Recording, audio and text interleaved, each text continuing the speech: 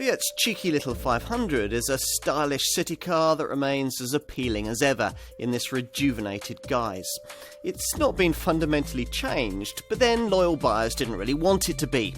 These people will like the smarter look, the extra media options, and the more individual feel. You can tell that Fiat knows its market. And on the move? Well, the Italian brand has enhanced refinement and improved the braking performance of this revised model, but in truth, the dynamic feel of this car won't be a very important consideration for most potential buyers. They will be more interested in the super tight 9.3 metre turning circle and the way that you can twirl this car into the tightest parking space thanks to the super light city steering feature. These people will often be urban-based, hence take up for the clutchless dual logic transmission option. And over 80% of them tend to opt for the power plant that I'm trying here, the 69 brake horsepower 1.2 litre petrol unit.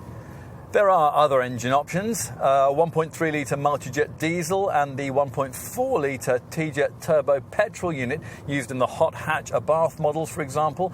But if you really don't want the rather feeble petrol 1.2, then the power plant your dealer will probably point you towards is the clever 0.9 litre two-cylinder twin-air petrol unit, offered in either 85 brake horsepower or 105 brake horsepower guises.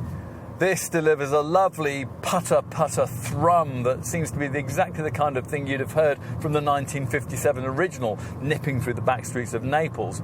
More importantly, in a Twin Air 500 model, you'll be getting around 50% more pulling power than you would be in this 1.2 litre variant, yet this is mated to the potential for quite outstanding frugality.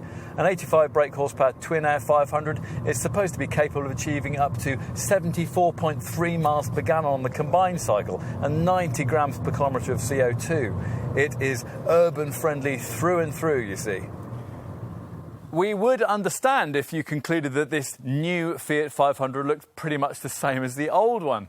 Nevertheless, Fiat insists that no fewer than 1,800 changes have been made in improving it. None of these have altered the dinky external dimensions, so at just 3.5 metres long, 1.6 metres wide and 1.5 metres high, this Fiat can still fit into spaces that even a Mini would have to avoid. If you choose the 500C variant rather than the fixed top model that we have here, then you get what amounts to a full-length canvas sunroof, which electrically retracts into a concertina bundle just above the boot. Most of the exterior styling tweaks that have been made can be found here at the front. The main round headlights adopt clever polyelliptical modules for improved nighttime vision and integrate the dipped beam headlamps and the turn signals.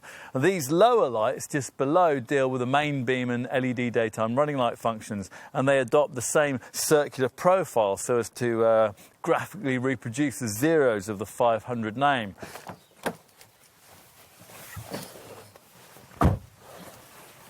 Here inside, delicious details are everywhere. The coloured fascia panels featuring iconic 500 badging and colour matched against the bodywork. As for this key change to this improved model, well, on a plush variant like this one, that's very obvious. This 5-inch Uconnect live infotainment display screen mounted high on the dashboard, right in your line of sight. This system, which is optional on lower spec models, allows Bluetooth hands-free calling, music streaming, voice recognition and an SMS reader that will read text messages to you.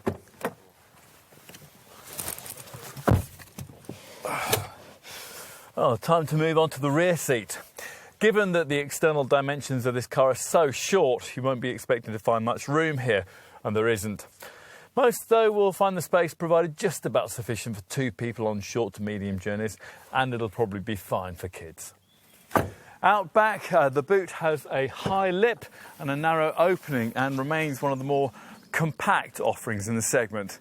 Once you get your stuff in, though, the 185-litre space it provides is no smaller than an ordinary mainstream city car like Toyota's Aygo would give you. To be honest, Fiat hasn't needed to do a whole lot to retain this 500 model's popularity.